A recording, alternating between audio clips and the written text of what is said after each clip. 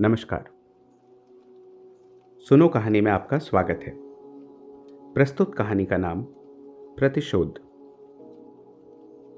ये कहानी लिखी गई है समकालीन दौर के प्रसिद्ध कहानीकार संजीव जायसवाल संजय जी द्वारा। ऑपरेशन थिएटर से निकलकर डॉक्टर मीता अपने कक्ष में आई। एप्रन उतारने के पश्चात उन्होंने इंटरकॉम का बटन दबाते हुए पूछा, दीना, क्या डॉक्टर दीपक का कोई फ़ोन आया था? जी, वे 2 बजे तक कानपुर से लौट आएंगे और लंच घर पर ही करेंगे। इंटरकॉम पर रिसेप्शनिस्ट की आवाज़ सुनाई पड़ी। ओके। डॉक्टर मीता ने घड़ी पर दृष्टि डाली। 12:30 बज रहे थे। दीपक के लौटने में अभी 1.5 घंटे का समय शेष था। इतनी देर में हॉस्पिटल का एक राउंड लिया जा सकता है। डॉक्टर मीता ने आज अकेले ही 3 ऑपरेशन किए थे, इसलिए कुछ थकावट महसूस कर रही थी। तभी अटेंडेंट कॉफ़ी दे गया। वे कुर्सी की पुश से टेक लगाकर कॉफ़ी की चुस्कियां लेने लगी। मीता और दीपक लखनऊ मेडिकल कॉलेज में सहपाठी थे। एमएस करने के बाद दोनों ने शादी कर ली थी। पहले इन्होंने अपना नर्सिंग होम लखनऊ में खोला था, किंतु अचानक घटी एक दुर्घटना के कारण इन्हें लखनऊ छोड़ना पड़ा था। उसके पश्चात वे लोग इलाहाबाद चले आए। उनकी दिन रात की मेहनत के कारण 3 वर्षों में उनके नए नर्सिंग होम की ख्याति काफ़ी बढ़ गई थी।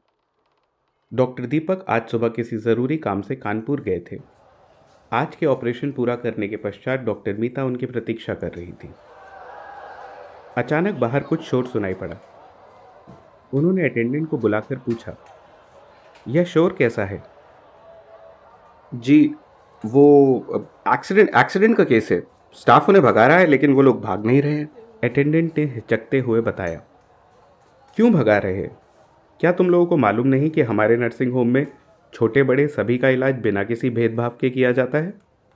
मीता का चेहरा तमतमा उठा। वो जानती थी कि शहर के कई नर्सिंग होम में गरीबों को घुसने भी नहीं दिया जाता। जी, वो अटेंडेंट हकलाकर रह गया। ऐसा लग रहा था कि वो कुछ कहना चाह रहा है, किंतु साहस नहीं जुटा पा रहा। क्या वो लगा रखा है? डॉक्टर मीता ने डांटा।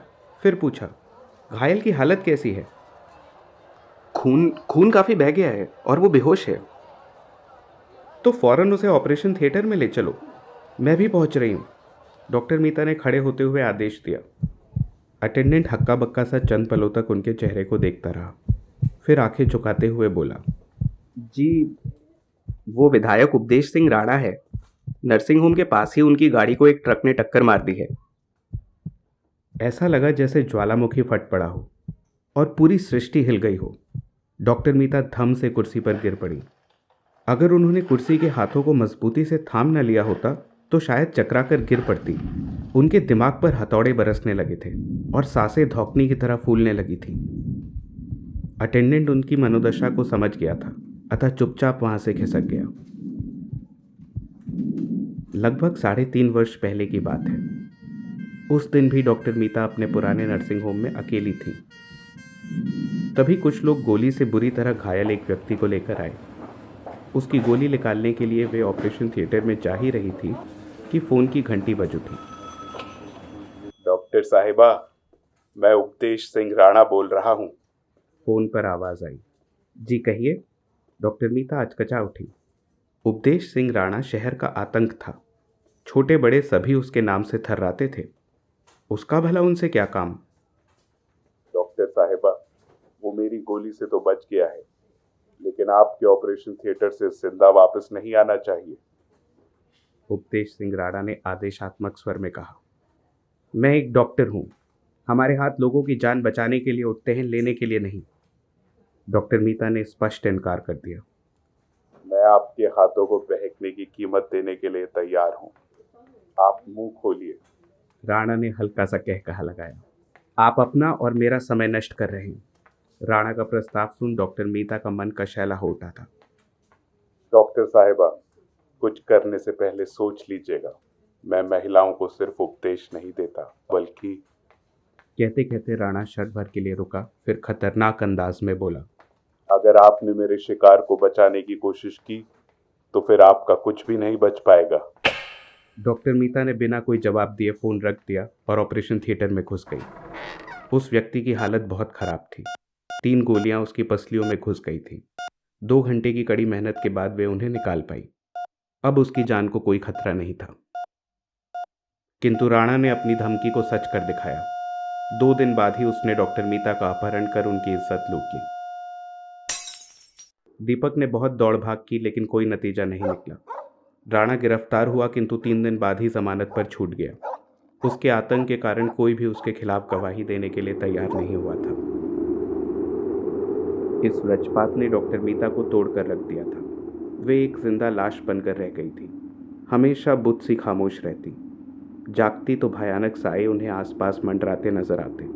सोती तो स्वप्न में हजारों गिद्ध उनके शरीर को नोचने लगते। उनकी मानसिक हालत बिगड़ती जा रही थी। मनोचिकित्सकों की सलाह पर दीपक ने शहर छोड़ दिया। नए शहर के नए माहौल ने मरहम का काम किया। कड़वी यादों को करीब आने का मौका न मिल सके, इसलिए डॉक्टर दीपक ने अपने साथ डॉक्टर मीता को दिन रात मरीजों की सेवा में व्यस्त रखा। धीरे धीरे जीवन की गाड़ी एक बार फिर पटरी पर दौड़ने लगी थी। दोनों की मेहनत और लगन से इन चंद वर्षों में ही उनके नए नर्सिंग होम का काफ़ी नाम हो गया था। इन चंद वर्षों में और भी बहुत कुछ बदल चुका था। अपने आतंक और बूथ कैप्चरिंग के दम पर शहर का दुर्दांत गुंडा उपदेश सिंह राणा दबंग विधायक बन चुका था। अब इसे विधि का विधान कहें या क्रूर मजाक कि डॉक्टर मीता की जिंदगी लूटने वाले दरिंदे की जिंदगी बचाने के लिए लोग आज उसे उन्हीं की शरण में ले आए थे। डॉक्टर मीता की आंखों के सामने उस दिन के दृश्य कौन पड़े, जब वे गिड़गिड़ा कर उस शैतान से दया की भीख मांग रही थी और वो हैवानियत का नंगा नाच नाच रहा था। वे डॉक्टर की मर्यादा और कर्तव्य निष्ठा की दुहाई दे रही थी और वो उनकी चादर को तार तार किए जा रहा था। वे रोती रही, बिलकती रही, तड़पती रही और उस नर पिशाच ने उनकी अंतरात्मा तक को अंगारों से दाग दिया था। सोचते सोचते डॉक्टर मीता के जबड़े भींच गए और आंखों से चिंगारियां फूटने लगी। बाहर बढ़ रहे शोर के कारण उनकी उत्तेजना बढ़ती जा रही थी। क्रोध की अधिकता के कारण वे हाफने सी लगी। व्याकुलता जब बर्दाश्त से बाहर हो गई, तब उन्होंने सामने रखा पेपर वेट उठाकर दीवार पर दे मारा। पर ना तो पेपर वेट टूटा और ना ही दीवार टस से मस हुई। पेपर वेट फर्श पर गिरकर गोल गोल घूमने लगा। डॉक्टर मीता की दृष्टि उस पर केंद्रित होकर रह गई। पेपर वेट के स्थिर होने पर उन्होंने अपनी दृष्टि ऊपर उठाई। उनमें दृढ़ता के चिन्ह छाए हुए थे। ऐसा लग रहा था वो कुछ कर गुजरने का फैसला कर चुकी है। उन्होंने इंटरकॉम का बटन दबाते हुए पूछा, रीना, घायल को ऑपरेशन थिएटर में पहुंचा दिया गया है या नहीं? नहीं। रिसेप्शनिस्ट की आवाज़ आई। क्यों? जी, वो दरअसल स्टाफ कह रहा है कि। रिसेप्शनिस्ट झिझक के कारण अपनी बात कह नहीं पा रही थी। तुम लोग सिर्फ वो करो जो कहा जा रहा है, बाकी क्या करना है मैं जानती हूँ। डॉक्टर मीता ने सर्द स्वर में आदेश दिया और ऑपरेशन थिएटर की ओर चल दी। अचानक उन्हें कुछ याद आया। वापस लौटकर उन्होंने इंटरकॉम का बटन दबाते हुए कहा, रीना, मैं उस आदमी का चेहरा नहीं देख सकती। नर्स से कहो कि ऑपरेशन टेबल पर पहुंचने से पहले उसका मुंह किसी कपड़े से बांध दे। इतना कह बिना किसी उत्तर की प्रतीक्षा किए वो तेजी से ऑपरेशन थिएटर की ओर चली गई। घायल के भीतर जाते ही ऑपरेशन थिएटर का दरवाजा बंद हो गया और उस पर लगा लाल बल्ब जल उठा।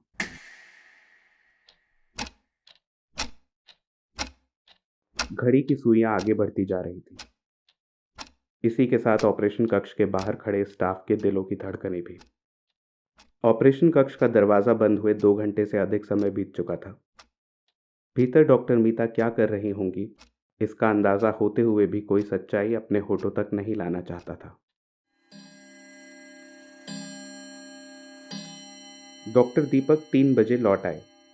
भीतर घुसते ही उन्होंने एक वार्ड बॉय से पूछा, डॉक्टर मीता कहाँ है? थोड़ी देर पहले उन्होंने एक घायल का ऑपरेशन किया था। उसके बाद वार्ड बॉय कुछ कहते कहते रुक गया। उसके बाद क्या? उसके बाद वे उसे अपना खून दे रही हैं क्योंकि उसका ब्लड ग्रुप ओ नेगेटिव है और वो कहीं मिल ना सका, वार्ड बॉय ने हिचकिचाते हुए बताया।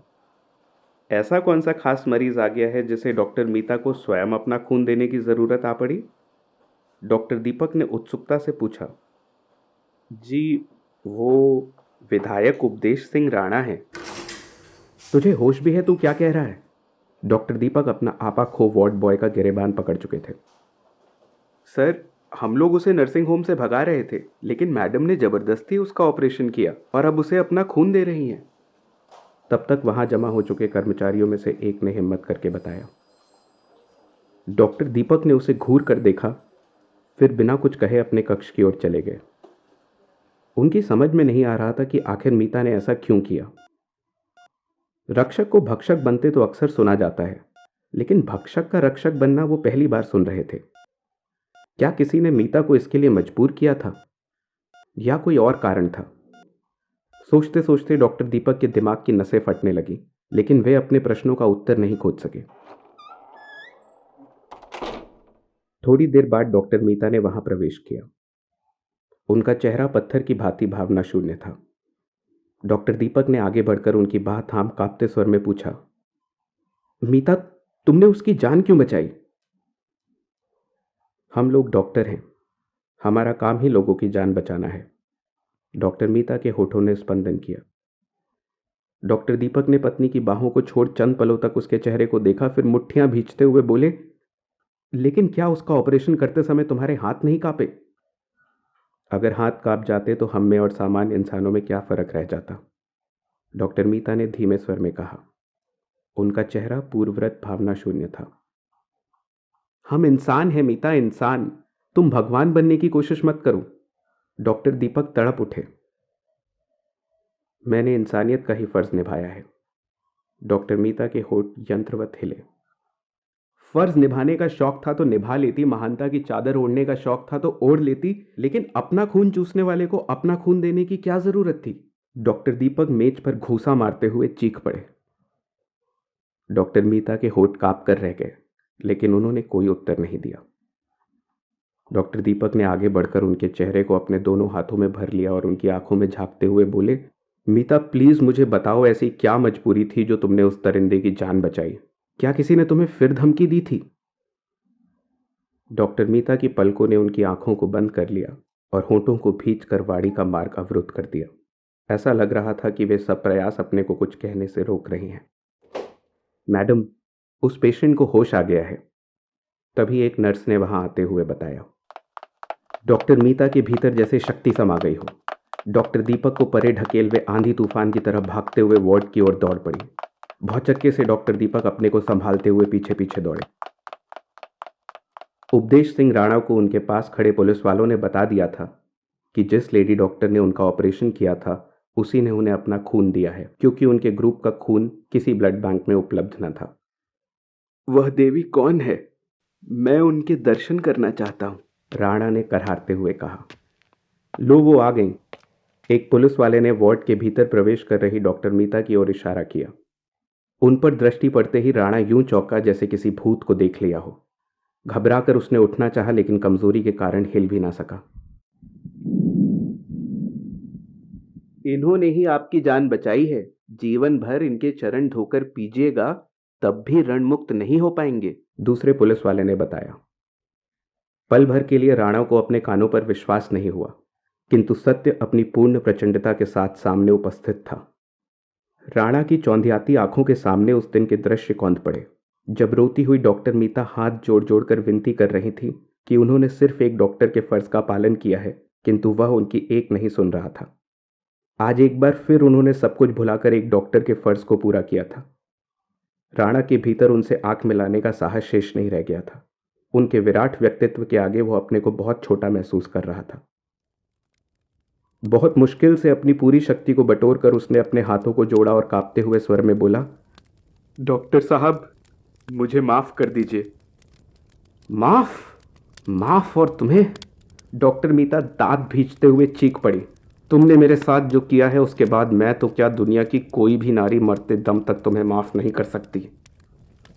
चीख सुन पूरे वार्ड में सन्नाटा छा गया। किसी में भी उसे भंग करने का साहस न था।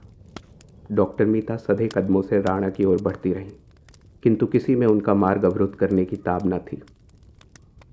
राणा ने एक बार फिर बिखरती हुई सांसों को बटोरा और लड़खड़ाते हुए स्वर में बोला, आपने जो एहसान किया है मैं उसे कभी। मैंने कोई एहसान नहीं किया है तुम पर। डॉक्टर मीता उसकी बात काट हिस्टीरियाई अंदाज में चीख पड़ी। तुम क्या समझते हो अपने आप को? सर्वशक्तिमान, जो जिसकी जिंदगी से जब चाहे खेल लेगा? तुमने मेरी जिंदगी से खेला था, आज मैंने तुम्हारी जिंदगी से खेला है। मेरे जिस खून को तुमने अपवित्र किया था, आज वही खून तुम्हारी रगों में दौड़ रहा है। तुम चाह कर भी उसे अपने शरीर से अलग नहीं कर सकते। जब तक जीवित रहोगे यह एहसास तुम्हें कचोटता रहेगा कि तुम्हारी जिंदगी मेरी दी हुई भीख है। कमजोर समझकर जिस नारी के चंद पलों को तुमने रोंदा था, उसके रक्त के चंद कतरे अब हर पल तुम्हारे स्वाभिमान को रोनते रहेंगे। तुम्हारा रोम रोम तुम्हारे गुनाहों के लिए तुम्हें धिक्कारेगा, लेकिन तुम्हें दया की भीख नहीं मिलेगी। जब तक जीवित रहोगे प्रायश्चित की अग्नि में जलते रहोगे, लेकिन तुम्हें शांति नहीं मिलेगी। यही मेरा प्रतिशोध है। डॉक्टर मीता के मुंह से निकला एक एक शब्द अग्निबाण की भांति राणा के अस्तित्व को अस्तित्वहीन किए दे रहा था। गुनाहों के बोझ तले दबी उसकी अंतरात्मा में कुछ कहने की शक्ति शेष नहीं रह गई थी। उसकी कायरता बेबसी बन उसकी आंखों से छलक पड़ी, किंतु उसके आंसुओं ने अग्निकुंड में घी प्रवाहित करने का काम किया। डॉक्टर मीता के चेहरे पर क्रुद्ध सिंगनी के भाव छा गए। मुट्ठियां भींचते हुए वो गरज उठी, इससे पहले कि मेरे अंदर की नारी डॉक्टर को पीछे ढकेल कर सामने आ जाए और मैं तुम्हारा खून कर दूं, दूर हो जाओ मेरी नजरों से, चले जाओ यहां से अभी इसी वक्त। हतप्रभ डॉक्टर दीपक अब तक चुपचाप खड़े थे। उन्होंने पुलिस वालों को इशारा किया तो वे राणा को बेड से ढकेलते हुए बाहर ले जाने लगे। डॉक्टर मीता हिचकियां भरती हुई पूरी शक्ति से डॉक्टर दीपक के चौड़े सीने से लिपट गई। उन्होंने उन्हें अपनी बाहों में यूं संभाल लिया जैसे किसी वृक्ष की शाखाएं नन्हे घोंसले को संभाल लेती हैं। शुक्रिया।